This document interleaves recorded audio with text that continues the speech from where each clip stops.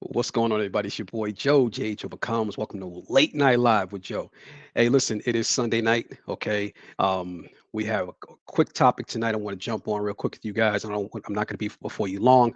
And I wanted to let you guys know that I am thinking about you this week. I wanted to let you guys know that everybody who hit me up for my birthday this week, thank you so much for hitting me up for the birthday. 51, 51 rotations around the sun, 51 laps around the world, whatever you want to call it.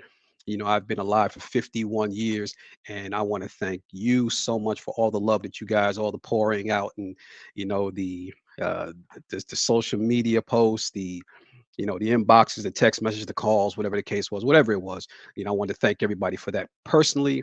And I wanted to come out this week and just, sort of like see where your head is at. We do this every week. We do this every week, Sunday Night Live, Late Night Live with Joe Hammond.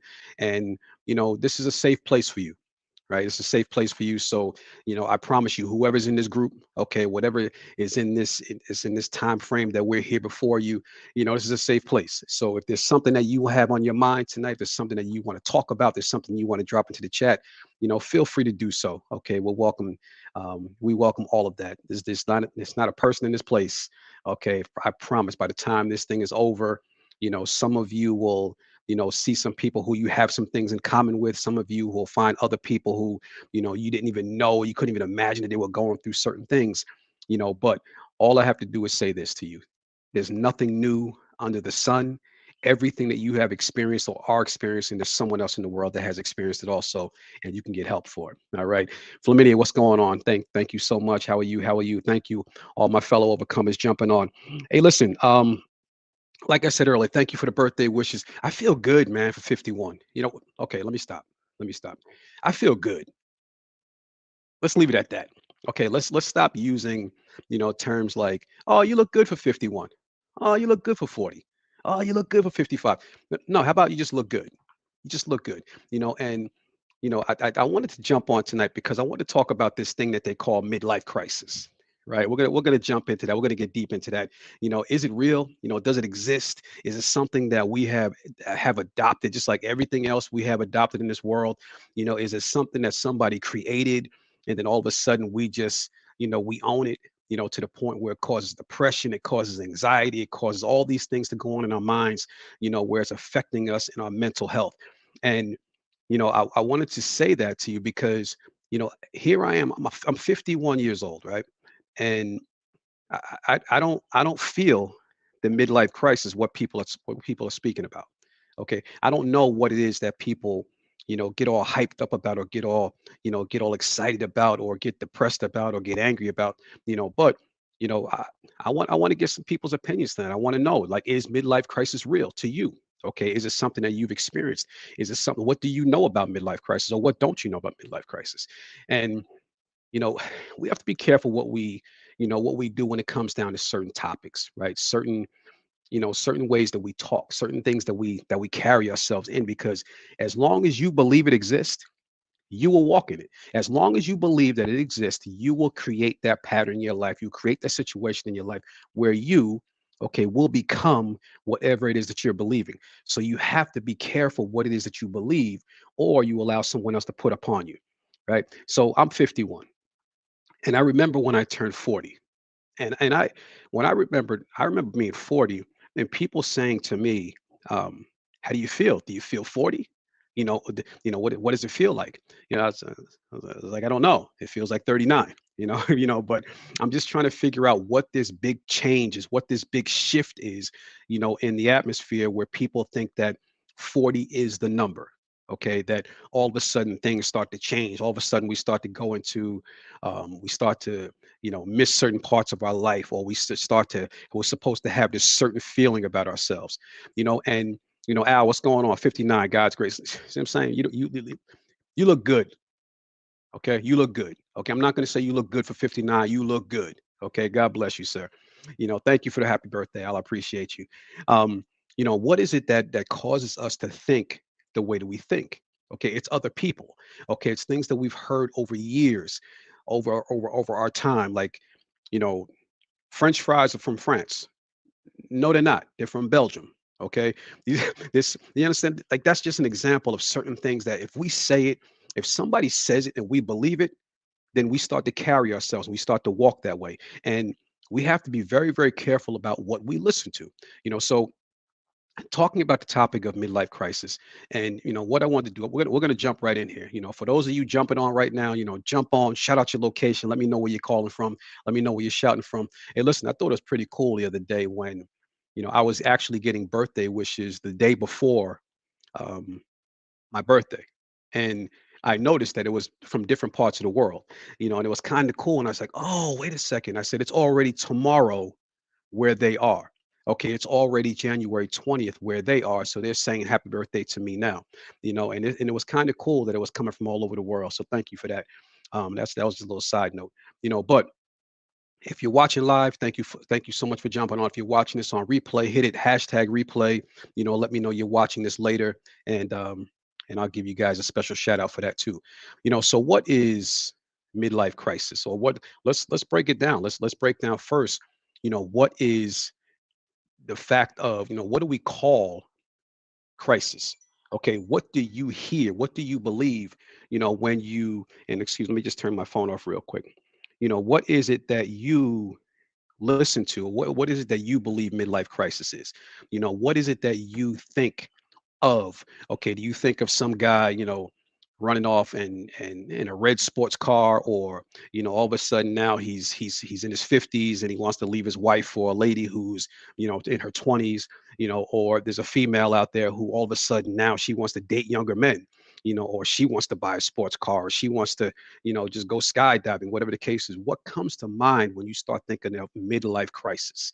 Okay, what is it that you think about when it comes down to that? Because I can guarantee you that sometimes the things that we put in our minds are things that were placed there by others. Okay, social media, programming, news media, all these things that are getting put into your system, and you're starting to believe it, and it can become a problem for you. So what I wanted to do is I wanted to first break down the definition of crisis, right? And if you notice at the bottom right there, it says crisis, okay, is, okay, let's see, let me pull it up for you here. Okay, crisis is an event or period that will lead or may lead, okay, to an unstable and a dangerous situation affecting an individual, a group of people, or all of society. Okay, just think about that. That's crisis. Okay, now coming from a place where I come from in law enforcement, we deal with people and dealt with people in crisis all the time. Okay, and we know what crisis looks like when we come upon a scene or come upon a call, we get a phone call. We know what crisis looks like. It looks like someone is having a troubling moment. Okay, somebody's having trouble dealing with something, and it's going to cause an alarm. It's going to cause an issue. It can cause you to further hurt yourself or further hurt somebody else. And when I think of midlife crisis, okay, the term midlife crisis, that's not what I think about. Okay, that's not what I think about. And again, this could be my opinion. If you have a different opinion, just drop it in there. I really want to talk about this. You know, when we start talking about a person being in crisis, this is a person who needs help. Okay, this is a person who needs assistance. This is a person who needs to reach out to someone. Now, could you be going through a crisis, but you just happen to be in the middle part of your life? Okay. And what is that? I know some people that have died or have gone on before me, okay, who were in their 40s, who were in their 30s. Okay. Did they think that they're 50, that at 15 years old that they were in midlife? No. How do you know when this point hits? How do you know when this situation hits in your life that you're talking about you're going through a midlife crisis? Now, here I am, I'm 51 years old. My plan is to live to 100. Okay. Thank God. And I accept that. So to me right now, I am at midlife. But if I think about it in a positive way, I'm thinking about, okay, well, I got 50 years left. 50 years left on this planet to do the things I want to do. I'm not worrying about all the things that didn't happen in the past. Okay, now, is it real? Okay, am I trying to minimize it? No, I don't want to minimize it. What I'm trying to say to you is that sometimes we don't have to live based on all the things that happened in our past because of what other people are saying to us. Now, you possess what it is right now to go through the situation in your life that you're going through in a special way. Now, there's also, when I was doing research online in this, I came across people who were um, who went through a quarter life crisis. Okay, who went through a crisis in the 25 years, then when they were 25 or the 27s, 28s, things like that, because they didn't know which direction to go or which way the life was going to take them. Is that normal? Okay, or is it a crisis? Is it really a situation where somebody just desperately needs help or desperately needs medication or desperately needs assistance? Or is it just normal? Is it a normal part of your life? I came across in the studies of this, people who said, midlife is the unhappiest time of people's lives. Now, I don't know about that. Okay, I really don't know about that, and I really would like to unpack that a little bit with everybody else and see what they think about that, because here I am, according to the society, okay, according to the ways of the world, I'm at my midlife point. I'm not going through crisis. Now, were there times when I was going through situations where I didn't know what to do after law enforcement, where I didn't know what I was going through? Was it moments of depression? Was it moments of, uncertainty? Absolutely. Absolutely. But it had nothing to do with me being at midlife. Okay, this was a situation, a change in my life. This was a different way of my life. This was a different venture in my life of having a whole new world open up to me of different things and different opportunities and different avenues. Now, is that crisis necessarily? Or is it just a moment of depression? Is it a moment of uncertainty? Is it a moment of confusion? That's more like it. We have to be careful what we coin these phrases as. In fact, midlife crisis was actually coined, okay, by another man. I think his name was Elliot Jacques from Canada, something like that. And he was a man who actually coined the phrase, okay, when he was in his middle ages, and he was going through this point of depression. He was going through this point of uncertainty in his life, and all of a sudden the phrase just took off. Okay, in the late 80s, where now somebody had something to blame it on. We had something to attach to when somebody was going through a certain point of their life, and they just didn't realize what it was. So we're just going to name this midlife crisis. Okay, that's what this is going to be, midlife crisis. And now you have a situation where we as a country, okay, I'm not even going to say as the world, because some of my other studies said that most of the people in other parts of the world don't even experience midlife crisis. Okay, this is just to show you how many times we jump on bandwagons and we just accept things that people give us, accept things that people tell us, and I think it came out to somewhere around 85% of people don't experience midlife crisis. And I'm like, wait a second. Okay, so 85% of people don't experience midlife crisis, but yet this phrase is so popular. This phrase is so common that we built this up. We have anxiety. We have this feeling of uncertainty. We have this feeling of all the things that we didn't get accomplished in our past, and all of a sudden now I want to go out and buy a convertible and a sports car. Listen, I've been driving, fast motorcycles and fast cars most of my life. This is what I do, powerful things and stuff like that. I like things like that. I love going to see wild animals. I love going to see all these things. So if I'm a 50-year-old man doing these things, does that put me in a midlife crisis? Or is that just me being the person that I truly wanted to be this whole time? You got to be careful. You got to be real, real careful. You know, women, okay? Now, listen, let's call it what it is, ladies, okay? Based on the topic of discussion, based on my studies, I was able to understand that for women, midlife crisis might exist anywhere between 37 and 45. Okay, I don't know where they got these numbers from, or if it was actually 37 and 50. Now, there's also a certain thing that goes on with women between the ages of 37 and 50, right? And most of you women know what I'm talking about. As a matter of fact, all you women know what I'm talking about. There's a certain change in your body. There's a certain thing, a certain chemical reaction in your body, a chemical change in your body that we call what? Menopause. So if a female is experiencing menopause, does that necessarily mean that she's going through a midlife crisis, or is she dealing with something else and then we just label it midlife crisis?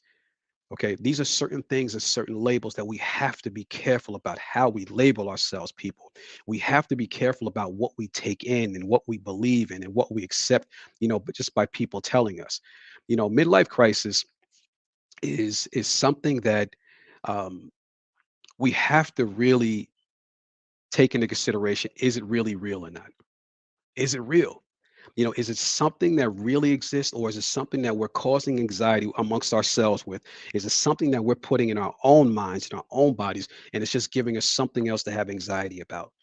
Listen, you could be going through a midlife crisis, or you can be going through depression. Okay, please don't get the two confused, because depression can lead to other things. And it could be something where you do need help with, you do need medication for, you do need to go speak to somebody, you do need to reach out to others. I know for a fact this was me.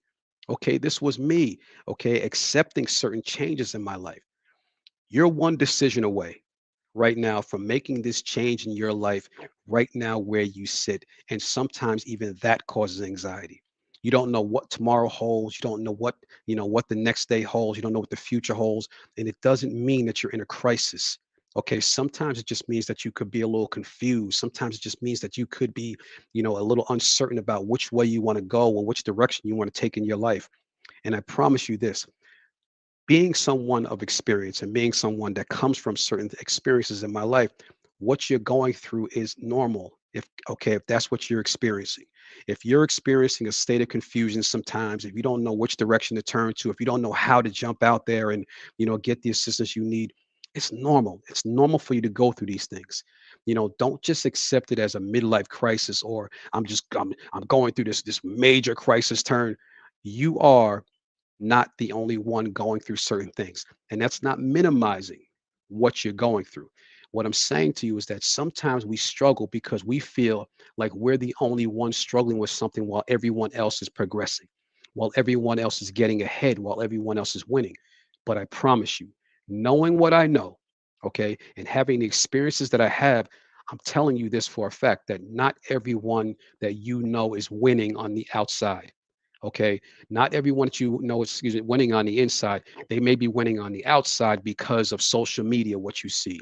They may be winning on the outside because how they walk around and how they carry themselves on the outside. But sometimes those same people are the same people who have firecrackers going off in their brain. Okay, sometimes those are the same people who don't know what their tomorrow holds. And when you see them at work, okay, they're all happy and they're all, giddy and everything is all great, but when they go home, sometimes they're struggling more than people think that they are. And this is something that you really have to dig deep and understand certain things. I've been privy, in my line of work, okay, as well as in my social media network, to be exposed to certain people's stories.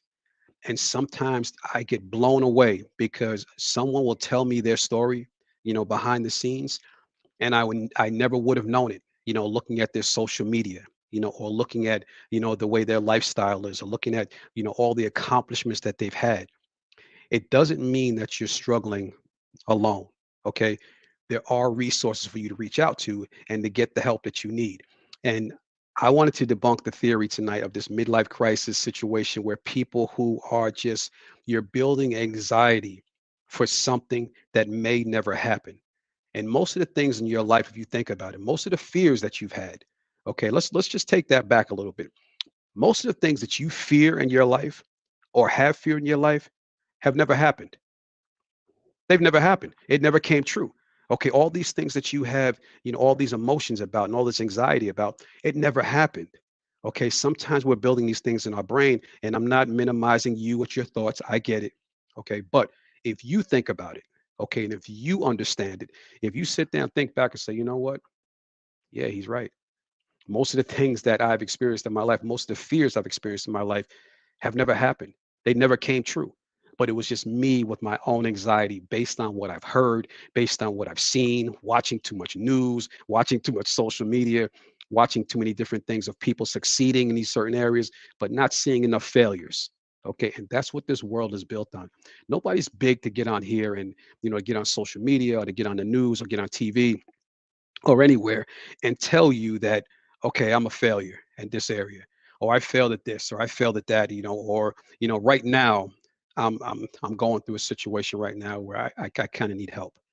I do. And this is what people have to be careful of. You'll always hear me say, I will gladly tell the world what I've been through, but very few people of what I'm going through. I'll gladly tell the world of what I've been through, but very few people are going to know exactly what I'm going through because everybody can't handle it. Okay. And if you get too many different opinions and if you get too many people with their input, it only leads to confusion. There's going to be people who tell you that you don't need to do this. You don't need to study this. You don't need to go here. You don't need to go there. Only you know what your path is holding right now. Only you know what's going on inside here and the things that you want to do and the places you want to go and where you see your life 20 years from now, 10 years from now, 15 years from now, even at your age right now. And most of the people that I'm speaking to right now are of the age of 30 or over. Okay. When I looked at the analytics of my page, that's most of the people I'm looking at, people who are 30 and over, all the way up to the age, all the way up to age 80. So there are certain places right now where you see yourself going. Jump on that. Okay. Take the first step. Take the first step into doing what it is that you want to do. It's not going to be easy. I promise you that, because anything that's worth having in this world is not going to come easy. Okay. It may come easy sometimes, but most of the times it doesn't stay. And you know this. Okay. How many times in your life have things come to you so easy, then all of a sudden it just didn't work out because it came too easy? Because there was no work put into it. There was no thought put into it. There was no process. And we're fearing the process of everything. And some of it is based on what people are telling us, much like this whole midlife crisis thing that people build you up for. And because I want to go out right now, I was like, I'm almost afraid to go out and buy a convertible vet. Okay, I want to go. I want a convertible Corvette. Okay, does that put me in a midlife crisis? Is that a fantasy? Is that something that's going to put me in a category of going through a midlife crisis? No. Okay, what it is really a 51-year-old man who knows exactly what he wants. Okay, who understands what the conditioning is, who understands what the engineering of something like that is. Usually when you're in your 20s and you're just looking, you're doing it for show. Okay, you're doing it for fashion statements. You're doing it for people around you. But as you get older, I had a conversation with a man in the gym the other day, and he's about 70 years old, 75 years old. And, again, there he is every day in the gym, 75 years old. And I'm like, wow, this guy is 25 years older than me. And he's still going hard every single day. And he drives a Porsche and he drives all these other things. And it's not an envy. It's just when I sit and speak to him, he just gets it. He understands what that Porsche does, the engineering, the aerodynamics, what comes with that. Whereas when you're in your 20s, you just want a fast car. Okay. These are things that you're going to have to realize that are normal for your life. Okay. Don't be afraid to jump out there. Don't be afraid to do the things that you want to do in this lifetime. Don't be afraid of being afraid to take different steps into your life. All right, let me jump. I want to jump on some of these comments real quick because you guys are kind of going hard here. Anthony Wilson, the fear of approaching mortality. Yes, yes, that right there was another understanding of what we had, of the studies that we received for midlife crisis. Okay, the fear of approaching mortality. People, how could I say this? We have that. It's a real thing. Okay, it's a very real thing. The more we realize that we're not going to be here forever, okay, the more we realize that we're getting closer to that date, we have to realize that we don't know when that date really is, right? How many people do you know right now that have lost their way because someone that they know behind them has died? I know somebody, we all can put somebody's name right here into this group. We can all put somebody in this group right now that we know for a fact that died way too young. Everybody, go ahead, put their name in there, put their first name in there. You don't have to put their last name in there. Everybody knows somebody, who died in their 40s, who died in their 30s, who died in their teens, okay, who died as a baby. Okay, we know not when our day is.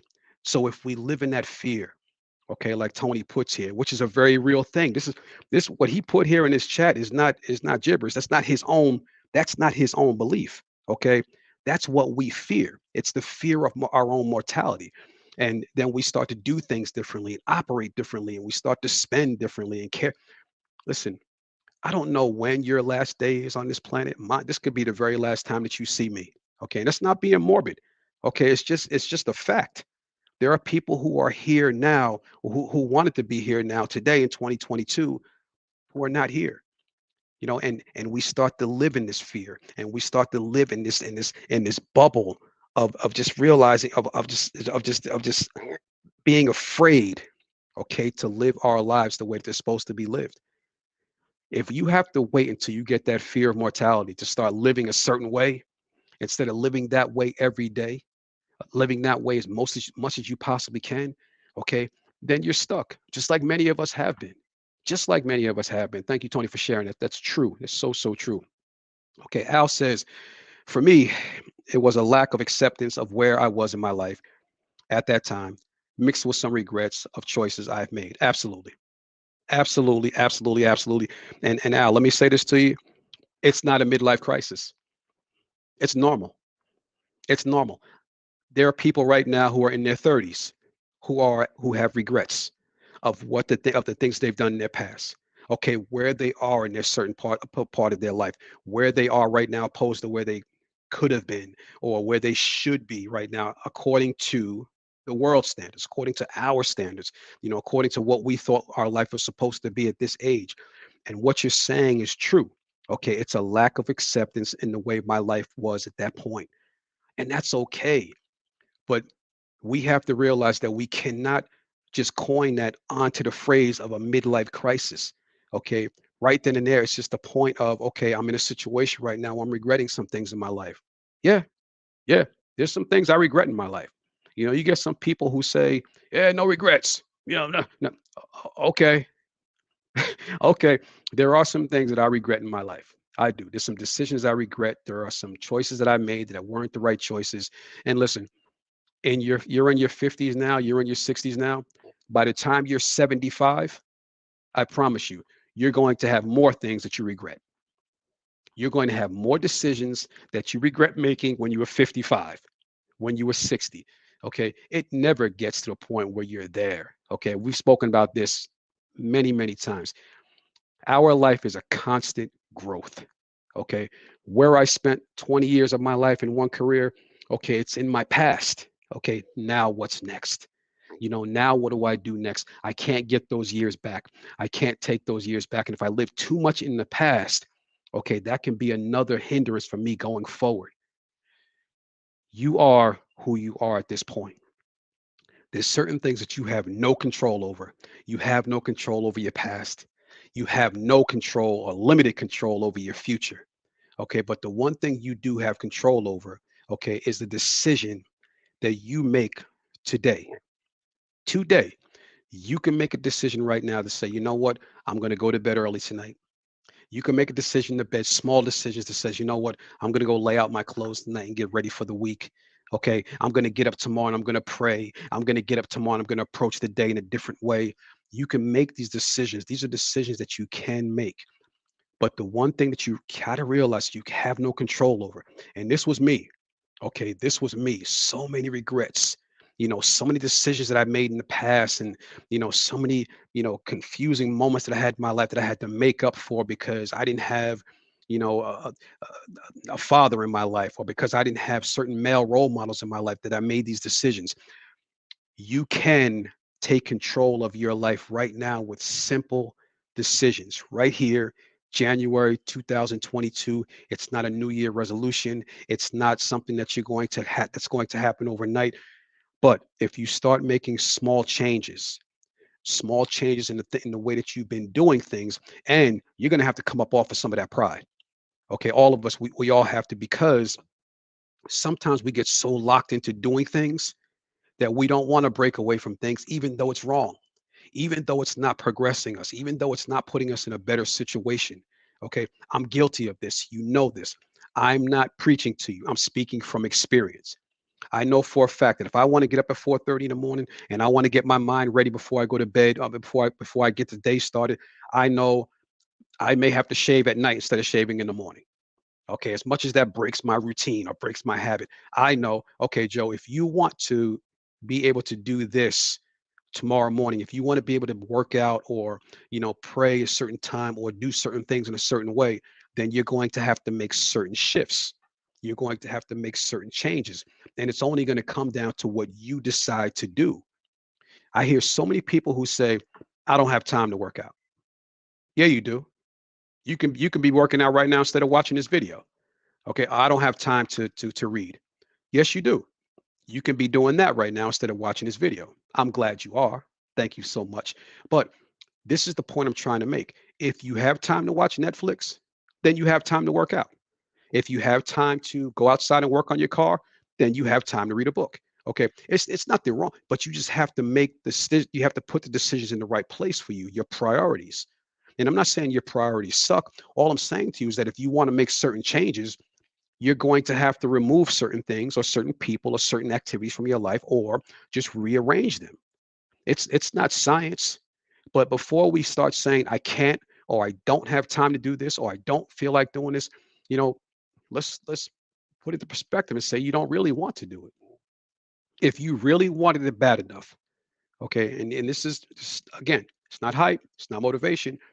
Think about all the things that you let get through your fingertips. Okay, all the things that you let slide, all those good habits that you had, all those things that you were doing when you were at your best. If you just think about all those things that you let go, basically it was because you didn't want it bad enough. Because the things that you wanted bad enough, you got. The things that you want, even if they weren't good for you, even if they weren't good for you. How many things in your life have you gotten in your life that weren't good for you, but you really had to have it? I really had to buy that thing.